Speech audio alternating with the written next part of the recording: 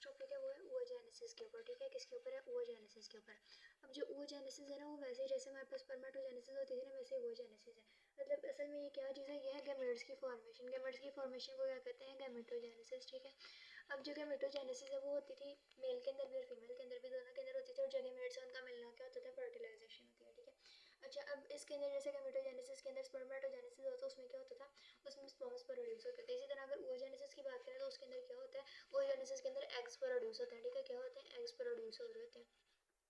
अच्छा, इसमें eggs produce हो रहे होते हैं। और ये स्टार्ट कहाँ से होती है? अब इसके स्टार्ट एंड की बात करें तो जो oogenesis होती है ना, वो फीटल लाइफ के अंदर ही स्टार्ट हो जाती है, ठीक है। फीटल लाइफ के अंदर ये क्या हो जाती है? स्टार्ट हो गई, ठीक है। क्या चीज़ स्टार्ट हुई है? oogenesis, मतलब जो एग्स की प्रोडक्शन होनी है, ठीक है, एग्स में बनना है, उसका जो काम स्टार्ट होना है। मतलब सारी बात है, पहले उसकी तैयारी वगैरह करनी पड़ेगी, इंटरफेस वगैरह वगैरह सारी फेजेस चलेंगे, ठीक है। वो फीटल लाइफ के अंदर स्टार्ट हो जाती है। तो वो एंड कब होती है? वो एंड होती है मीनोपॉज के ऊपर, ठीक है। और इसके अंदर जो है ना, बहुत सारे एग्स बनते हैं, मतलब 60,000 to 80,000, ठीक है। इतने सारे एग्स बनते हैं। अब मीनोपॉज जो है वो कितनी एज में आता है? वो आता है 45 to 52-55, इतनी एक एज में आ जाता है, ठीक है। और अगर एक साल के अंदर जब वो एक ईयर के अंदर कितने हैं? 12 मंथ है, ठीक है। 12 मंथ है। तो अब अगर 45, मतलब अगर ये स्टार्ट कब हो रहा है? तो ये फीटल लाइफ के अंदर स्टार्ट हो रहा है। लेकिन असल में मैच्योरेशन, मतलब वो जो एक एग प्रोड्यूस हो रहा है, वो यूज़ किस टाइम पे होता है? तो वो यूज़ होता है जब मेंस्ट्रुअल साइकिल स्टार्ट होता है। मतलब प्यूबर्टी से जाके वो स्टार्ट होता है, उसके अंदर मेंस्ट्रुएशन होना, ठीक है। एग का यूज़, एग जो यूज़ हो रहा है ना, वो प्यूबर्टी पे स्टार्ट हो रहा है। लेकिन एग प्रोड्यूस कहाँ पे हो रहा है? फीटल लाइफ पे हो रहा है। एग की प्रोडक्शन जो है उसको oogenesis कहते हैं, और जो प्यूबर्टी पे जाके चीज़ हो रही है उसको मेंस्ट्रुअल साइकिल कहते हैं, ठीक है। अब प्यूबर्टी पे वो स्टार्ट हो रहा है और मेनोपॉज पे जाके वो खत्म हो रहा है। अब प्यूबर्टी को हम लेट सपोज कर देते हैं भाई 13 ईयर्स है, ठीक है। अब अगर 45 में से 30 निकाल देते हैं तो हमारे पास कितने ईयर्स बच जाते हैं? 32 ईयर्स टोटल बनते हैं, ठीक है। और 32 को अगर हम 12 से मल्टीप्लाई करें तो होता है 384। अब अगर 384 एग्स सिर्फ इतने ईयर्स के अंदर यूज़ हो रहे हैं, तो इतने एग्स का हमने करना क्या है? तो असल में ये चीज़ होती है कि ये सारे यूज़ नहीं होते, इसके अंदर बहुत सारे ज़ाया होते हैं, ठीक है। अब मतलब जब एक एग सेलेक्ट होते हैं ना, तो उसके बाद मतलब उसके जो कंपटीशन में होते हैं, जो सारे होते हैं, वो सारे के सारे डिस्ट्रॉय कर दिए जाते हैं। और डिस्ट्रॉय करने वाले जो प्रोसेस होता है वो कौन सा होता है? वो होता है फॉलिकुलर एट्रेजिया, ठीक है। फॉलिकुलर एट्रेजिया प्रोसेस के जरिए वो क्या कर दिया जाता है? खत्म, ठीक है। अब उसके बाद जो अगली चीज़ है वो ये है कि जो oogenesis है वो कैसा प्रोसेस है? तो जो oogenesis है, जैसे हमारे पास मेंस्ट्रुअल साइकिल है, या अगर हम स्पर्मेटोजेनेसिस की बात करें तो वो तो साइक्लिक नहीं है, लेकिन ये साइक्लिक एक्टिविटी होती है, ठीक है। एक साइक्लिक एक्टिविटी है, ठीक है। और इसको जो मेंटेन कर रहा होता है, रेगुलेट कर रहा होता है, तो वो कौन कर रहा होता है? इसको रेगुलेट कर रहा होता है मेंस्ट्रुअल साइकिल, ठीक है। Regulate by menstrual cycle. Menstrual cycle इसको क्या कर रहा होता है? रेगुलेट कर रहा होता है। अब अगर हम बात कर लें स्पर्मेटोजेनेसिस, तो वो हमने पढ़ी थी किसके अंदर हो रही थी? वो हो रही थी सक्रोटम के अंदर, जो टेस्टिस थी वहाँ पे। और जो टेस्टिस थी वो कहाँ पे थी? वो बॉडी के बाहर थी, बॉडी के बाहर थी। यानी जो उनका टेम्परेचर था वो हम जो नॉर्मल टेम्परेचर है बॉडी का उससे कम, यानी 35 डिग्री रख रहे थे। तो उस टेम्परेचर के ऊपर 35 डिग्री के ऊपर स्पर्मेटोजेनेसिस हो रही थी। लेकिन जो हमारे पास oogenesis होती है वो ओवरीज में होती है। और ओवरीज जब मैंने पढ़ाई तो मैंने क्या बताया? ये इंट्रा एब्डोमिनल है, मतलब बॉडी के अंदर ही रहते हैं सारा टाइम। अगर बॉडी के अंदर रहते हैं सारा टाइम तो इनका टेम्परेचर 37 डिग्री होगा। अगर 37 डिग्री टेम्परेचर होगा तो जो एग्स की प्रोडक्शन है वो कहाँ पे हो रही है? 37 डिग्री के टेम्परेचर के ऊपर हो रही है, ठीक है। अब हमारे पास होती हैं दो ओवरीज। जो दो ओवरीज होती हैं उनके अंदर से फंक्शनल कौन सी होती है? ठीक है। अब ये जो दो ओवरीज है ना, इसके अंदर ये भी फंक्शनल है और ये भी फंक्शनल है, और एक वक्त के अंदर एक फंक्शन है। मतलब अगर एक मंथ के अंदर अल्टरनेटिवली इससे जो ओवुलेशन हुई है तो नेक्स्ट मंथ के अंदर इससे होगी, मतलब अल्टरनेटिवली काम कर रही होती है, ठीक है। अब हम बात कर लेते हैं कि oogenesis के अंदर असल में हो क्या रहा होता है, ठीक है। तो जो हमारे पास वो है ना, हमारे पास ये मैं पहले बना रही होती हूँ ओवरी, ठीक है। ये जो ओवरी है ना, इसके अंदर ये वो है जर्म जर्म लेयर है, मतलब ये जर्म लेयर है। यहाँ से जो है ना सेल्स है डिवाइड करना है नेक्स्ट, ठीक है। मतलब इसके ऊपर जो है ना वो सेल्स है, एपिथेलियम सेल्स मौजूद है।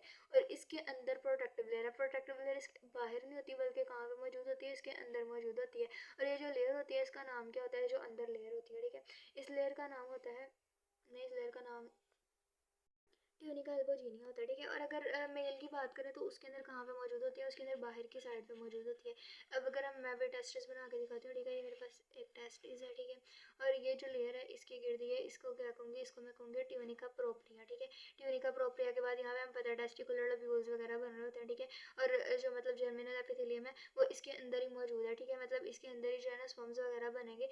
और अगर मेल की बात करें तो उसके, फीमेल की बात करें तो उसके अंदर कहाँ बन रहे हैं? उसके अंदर वो वाली लेयर बाहर मौजूद है, लेकिन मेल के अंदर कहाँ पे? अंदर वाली साइड पे मौजूद है, ठीक है। क्योंकि देखो यहाँ पे किसने आना है? यहाँ पे आना है जो मतलब फनल शेप स्ट्रक्चर है इनफंडिबुलम, उसने आना। और यहाँ पे आना है ओस्टियम ने। तो ओस्टियम ने ये वाला जो एग यहाँ से प्रोड्यूस होना है वो यहाँ पे जाना है।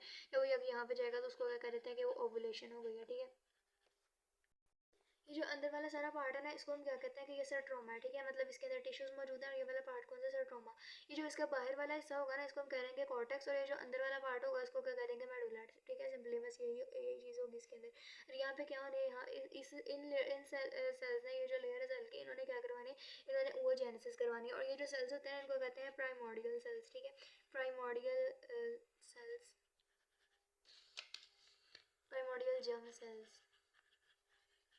और ये सेल्स सारी बात है डिप्लॉइड होंगे, उसके बाद जब मेयोसिस वगैरह होगी तब हैप्लॉइड होंगे। अब ये जो प्राइमोर्डियल जर्म सेल्स है ना, इन्होंने नेक्स्ट करना है डिवाइड। अब इन्होंने डिवाइड कहाँ से करना स्टार्ट करना है, इन्होंने फेटल लाइफ से डिवाइड करना स्टार्ट कर देना, ठीक है। प्राइमोर्डियल जर्म सेल्स हैं, ये नेक्स्ट किसके अंदर चले जाएंगे, वो साइड के अंदर चले जाएंगे, और किसके जरिए जाते हैं, माइटोसिस के जरिए जाते हैं, ठीक है। माइटोसिस के जरिए गए हैं तो ये भी क्या, ये भी डिप्लॉइड होगा, ठीक है। अब प्राइमोर्डियल जर्म सेल्स गए हैं वो साइड्स के अंदर, ठीक है। और किसके अंदर गए, इंट्रायूट्राइन लाइफ के अंदर गए। तो इस फेज का नाम क्या होगा, इस फेज का नाम होता है मल्टीप्लिकेशन फेज। मतलब इसके अंदर सिंपली मल्टीप्लाई हुआ है, उनका नंबर वगैरह बढ़ा, ठीक है। मल्टीप्लिकेशन फेज होती है। उसके बाद जो नेक्स्ट हमारे पास डिवीजन होगी, उसके जरिए भी वो कैसे होगी, माइटोसिस के जरिए होगी, ठीक है। माइटोसिस इसको कह देते हैं, लेकिन असल में सिर्फ यहाँ पे जो है ना माइटोसिस वगैरह नहीं होती, सिर्फ उनका साइज इंक्रीज हो रहा होता है, ठीक है। तो इस वजह से क्योंकि साइज सिर्फ इंक्रीज हो रहा होता है, तो हम इसको कह देते हैं कि कौन सा फेज है, ग्रोथ फेज है, ठीक है। ग्रोथ फेज के बाद जो है मतलब वो हमारे पास प्रोडक्ट वो क्या आता है, वो आता है प्राइमरी ओसाइट। और जो प्राइमरी ओसाइट है ना, हमेशा याद रखो वो हमेशा डिप्लॉइड होते हैं। और प्राइमरी ओसाइट के बाद जो चीज़ बनती है वो हमेशा हैप्लॉइड होती है, क्योंकि प्राइमरी ओसाइट के अंदर हमेशा मेयोसिस वन हो रही होती है। लेकिन यहाँ पे आगे इसने चलना नहीं है, इसने यहाँ पे आगे रुक जाना है। और ये जो सारा कुछ चल रहा था, ये किस में चल रहा था, ये चल रहा था इंट्रायूट्राइन लाइफ के अंदर, ठीक है। और यहाँ पे आके इसने रुक जाना है और सस्पेंड हो जाना है, किसने, डिवीजन है। जो डिवीजन सस्पेंड हुई है वो किस पॉइंट पे आके सस्पेंड हुई है, तो वो हुई है मेयोसिस। मतलब ये जो माइटोसिस है ना, इसके बाद आगे क्या होनी थी, मेयोसिस होनी थी, ठीक है। अब जो यहाँ पे अगर डिवीजन होनी थी वो कहाँ पे होनी थी, वो मेयोसिस वन पे होनी थी। और मेयोसिस वन के अंदर कौन सा पार्ट था, प्रोफेज वन। और प्रोफेज वन के भी हमें पता है कि वो जो है ना उसके अंदर होता है, लेप्टोटीन होती है, ठीक है, जाइगोटीन होती है, पैचिटीन होती है, डिप्लोटीन होती है, और डाइकाइनेसिस होती है। और ये जो वाला फेज है ना पैचिटीन वाला, ये वाला फेज जो है ना, ये ईयर्स तक जो है वो रह जाता होता है, ठीक है। मतलब ईयर्स तक इसको रुक जाता होता है, इसकी एक खसूसियत है। तो ये जो रुकता है ना, ये पैचिटीन के ऊपर आके रुक रहा होता है, ठीक है। जो मतलब प्रोफेज वन है मियोसिस वन का, उसमें पैचिटीन है, उस पैचिटीन के ऊपर आके वो जेनेसिस रुक जाती है, ठीक है। मतलब अब देखो ये सारा कुछ किसके अंदर होगा, ये सारा कुछ हुआ फेटल लाइफ के अंदर। फेटल लाइफ के बाद अब जब बेबी की बर्थ होगी, बेबी गर्ल की बर्थ होगी, बर्थ के बाद अब वो अपना एक मतलब चाइल्डहुड गुजारेगी, टाइम स्पेंड करेगी, ठीक है। मतलब उसकी जो भी जितने भी प्यूबर्टी की एज होगी उस एज के ऊपर जाएगी, तब उसके अंदर FSH प्रोड्यूस होगा, और तब ये जो है ना नेक्स्ट प्रोसीड करेगी। लेकिन तब तक ये क्या करेगी, रुकी रहेगी ये वाली ग्रोथ, ठीक है। अब जैसे मतलब जैसे ही प्यूबर्टी आएगी ना, तो ये क्या होगा, ये वाली जो ग्रोथ है ना ये स्टार्ट हो जाएगी, अगेन स्टार्ट हो जाएगी, ठीक है। अब इसके बाद क्या होना है कि ये जो मेरे पास प्राइमरी ओसाइड बना हुआ है ना, ठीक है। इसने फर्ज कर लो भाई प्यूबर्टी की एज आ गई, ठीक है, सारा कुछ हो गया, FSH आएगा, ठीक है। FSH क्या, फॉलिकल स्टिमुलेटिंग हार्मोन, इस पे बाद में बात करते हैं। तो इसके अंदर हो जाएगी स्टार्ट मेयोसिस वन, ठीक है। मेयोसिस वन स्टार्ट होगी किसके ऊपर आकर, प्यूबर्टी के ऊपर।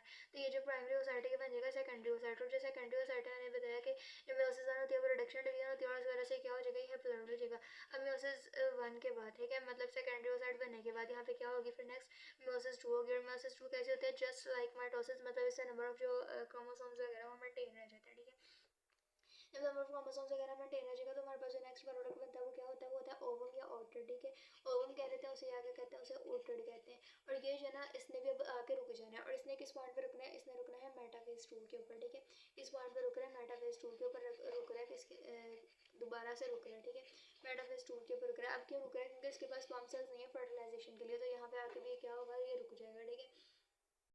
लेकिन ये जो काम हुआ ना सेकेंडरी ओसाइट था ओवरी के अंदर। लेकिन सेकेंडरी ओसाइट बनने के बाद जो ओवम या ओटेड है ना, ये किसके अंदर होता है, ये होता है फैलोपियन ट्यूब के अंदर। मतलब यहाँ पे जो है ना ओवुलेशन नहीं हुई, लेकिन यहाँ पे आगे क्या हो चुकी है, ओवुलेशन हो चुकी है। ओवुलेशन हुई है, लेकिन ओवुलेशन के बाद फर्टिलाइजेशन नहीं हुई, ठीक है। ओवुलेशन हो चुकी है पर फर्टिलाइजेशन जो है ना वो नहीं हुई, ठीक है, फर्टिलाइजेशन नहीं हुई, ठीक है। अब जो चीज़ यहाँ पे अहम है ना वो ये है कि जब ये डिवाइड कर देने से हम स्पर्मेटोजेनेसिस के अंदर पढ़ते थे, तो एक जो सेल होता था ना उससे 4 स्पर्मेटिड्स बन रहे होते थे या 4 स्पर्म सेल्स बन रहे होते थे, ठीक है।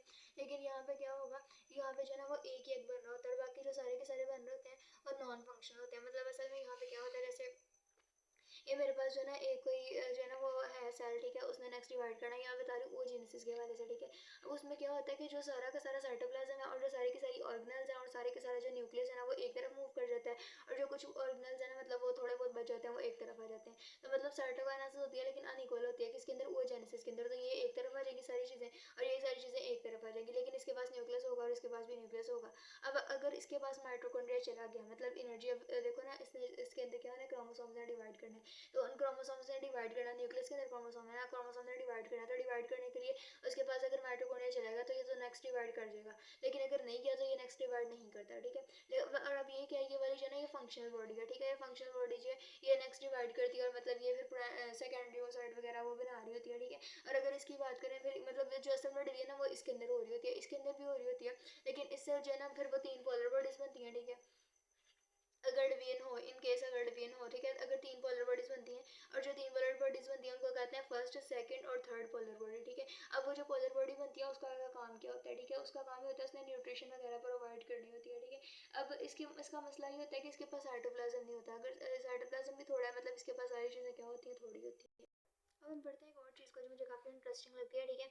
अब वो जो मैंने सेल्स बताए थे वो कौन से सेल्स है, वो थे प्राइमोर्डियल सेल्स, ठीक है। जो प्राइमोर्डियल सेल्स है ना, जैसे अब मैं बना आगे दिखा दूँ तो ये मेरे पास क्या है, प्राइमोर्डियल सेल्स, ठीक है, ये मेरे पास छोटे छोटे है ना प्राइमोर्डियल सेल्स है। प्राइमोर्डियल सेल्स है ना इसके इर्द गिर्द और सेल्स मौजूद होते हैं, जैसे ये मेरे पास मैं बना रही हूँ, ठीक है। तो ये जो सेल्स होते हैं ना इसको कहते हैं फॉलिकुलर सेल्स या ग्रैनुलोसा सेल्स, ठीक है।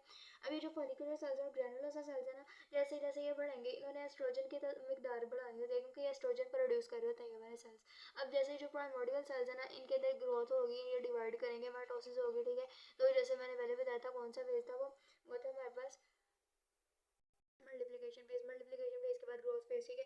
तो इसी तरह यहाँ पे भी अब क्या होगा, प्राइमरी ओसाइट, प्राइमरी जो है ना ओसाइट बनेगा, ठीक है। ये किसके अंदर चले जाएंगे, प्राइमरी ओसाइट के अंदर। अब सारे नहीं गए, कुछ गए, कुछ एक आधा जो है ना, एक आधा जो भी सिलेक्ट हुआ होगा वो गया होगा, और बाकी जो फॉलिकल एट्रेसिया प्रोसेस उसके जरिए खत्म कर दिए जाएंगे, ठीक है। प्राइमरी ओसाइट के अंदर गया, ये मेरे पास क्या है, एक प्राइमरी ओसाइट है, ठीक है, ये प्राइमरी ओसाइट है और इसके इर्द गिर्द क्या है, इसके इर्द गिर्द जो है वो सेल्स मौजूद है, कौन से वाले, ग्रैनुलोसा सेल्स या फिर जिसको क्या कहते हैं फॉलिकुलर सेल्स, ठीक है। अब इसके अंदर दोबारा से होगी माइटोसिस। अब इसको हम कह रहे थे कि ये माइटोसिस है लेकिन असल में ये क्या हो रही होती है, सिर्फ और सिर्फ उसकी ग्रोथ हो रही होती है, ठीक है। तो अभी भी ये क्या है, ये एक प्राइमरी ओसाइट है, ठीक है, प्राइमरी ओसाइट इसके अंदर मौजूद है, ये वाला प्राइमरी ओसाइट है, ठीक है। लेकिन इसके इर्द गिर्द जो ग्रैनुलोसा सेल्स है ना उनकी तादाद पहले से क्या हो जाएगी, डबल, मतलब उनकी एक और लेयर इसके इर्द गिर्द मौजूद हो जाएगी। तो इस वजह से जो है ना इसका भी मैं नाम बताऊंगी, इसका ये नाम भी, एक और नाम भी होगा, ठीक है। अच्छा, जो प्राइमरी ओसाइट है ना उसके बाद जब वो क्या होगी, मियोसिस 1 स्टार्ट हो जाएगी, ठीक है। प्राइमरी ओसाइट के बाद क्या होगी, मियोसिस 1 स्टार्ट हो जाएगी, और जब मियोसिस 1 स्टार्ट हो रही है वो किस पॉइंट पे जाके हो रही है, प्यूबर्टी के ऊपर, जब एफएसएच आता है, ठीक है। तो यहाँ पे जब एफएसएच आएगा तो प्यूबर्टी के ऊपर जाके मियोसिस स्टार्ट होगी, तो फिर क्या आएगा, सेकेंडरी ओसाइट आएगा और उसके अंदर जो डिवीजन है वो क्या हो जाएगी, रिडक्शन डिवीजन होगी, और जो नंबर ऑफ क्रोमोसोम्स है वो हाफ हो जाएंगे, ठीक है। तो अब ये मेरे पास क्या बनेगा, ये मेरे पास एक जो है इसके अंदर सेकेंडरी वो साइड है, ठीक है, और यहाँ पे एक कैविटी बनती है, उस कैविटी का नाम होता है एंट्रम। इसी तरह यहाँ पे मेरे पास फिर से वो जो फॉलिकुलर सेल्स हैं या जो दूसरे सेल्स हैं, ग्रैनुलर सेल्स, मतलब ये दोनों एक ही नाम है, एक ही सेल के नाम है, तो वो बन जाएंगे। और इसके इर्द गिर्द जो वो एक और सेल्स बनेंगे, उसको क्या कहते हैं, उसको कहते हैं थीका सेल्स। थीका सेल्स कोई नए सेल्स नहीं होते, थीका सेल्स भी असल में ग्रैनुलोसा सेल्स या फॉलिकुलर सेल्स ही होते हैं, एक ही चीज़ है, लेकिन वो जब बाहर जाते हैं तो उनको कहते हैं थीका सेल्स है, ठीक है। और जो थीका सेल्स है ना उसके अंदर जो मतलब सॉरी जो थीका सेल्स बनते हैं ना उसके अंदर एक चीज़ होती है कि वो बाहर की तरफ जो लेयर होती है वो, ठीक है, और एक लेयर होती है जो अंदर की तरफ होती है, जो अंदर की तरफ लेयर होती है ना उसको कहते हैं थीका इंटरना, ठीक है, और जो बाहर की तरफ लेयर होती है उसको कहते हैं, उसको कहते हैं थीका एक्सटर्ना, ठीक है। अब जो थीका एक्सटर्ना या थीका इंटरना थी ये कहाँ पे मौजूद है, कि अभी तक इसकी ओवुलेशन हुई है ओवरी के अंदर मौजूद है, ठीक है। अब इसके बाद जो सेकेंडरी ओसाइट है ना ये फिर नेक्स्ट जाएगा सेकेंडरी ओसाइट के अंदर। इसके अंदर इन दोनों के अंदर क्या फ़र्क है, तो इन दोनों के अंदर थोड़ा फ़र्क है, जैसे इसके अंदर और इसके अंदर क्या फ़र्क था, ग्रोथ का फेस था, लेकिन इसके अंदर ग्रोथ का नहीं, इसके अंदर एक और चीज़ का फ़र्क है, मैं बताती हूँ क्या।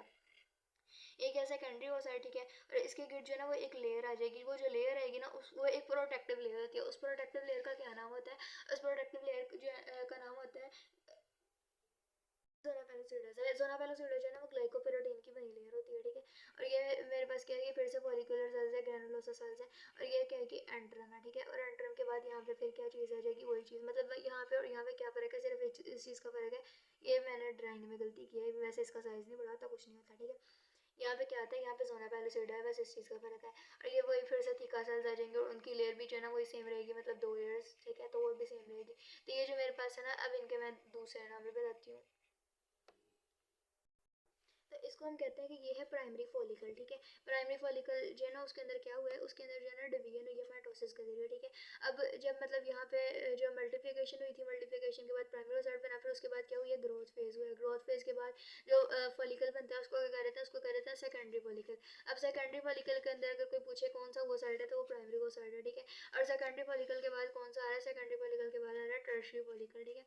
और टर्शियरी फॉलिकल के बाद कौन सा आ रहा है, तो इसको कहते हैं ग्राफियन फॉलिकल, ठीक है। ग्राफियन फॉलिकल ये आ रहा है, ग्राफियन फैन होगा कोई, वैसे मुझे नहीं पता। तो ये जो ग्राफियन फॉलिकल है ना, ये अभी तक ये इसकी जो है ना वो ओवुलेशन नहीं हुई, ठीक है। ये अभी तक ओवरी के अंदर है। अब ये वाला जो फॉलिकल है ना, इसने जाना है किसके अंदर, इनफंडिबुलम के अंदर, या मतलब हम कह सकते हैं ओविडक्ट के अंदर, यूट्राइन हॉर्न्स के अंदर, ठीक है। इसने उधर जाना है, और जैसे इसने उधर जाना है ना, तो ये मेरे पास क्या है, मेरे पास है सेकेंडरी फॉलिकल, ठीक है। और सेकेंडरी फॉलिकल के इर्द गिर्द क्या मौजूद है, ये मौजूद है जोना पेलोसिडा, और जोना पेलोसिडा के इर्द गिर्द एक सेलुलर लेयर आ जाएगी। और जो सेलुलर लेयर है वो कौन सी लेयर है, वो ग्रेनुलोसा सेल्स या फॉलिकुलर सेल्स की ही लेयर है।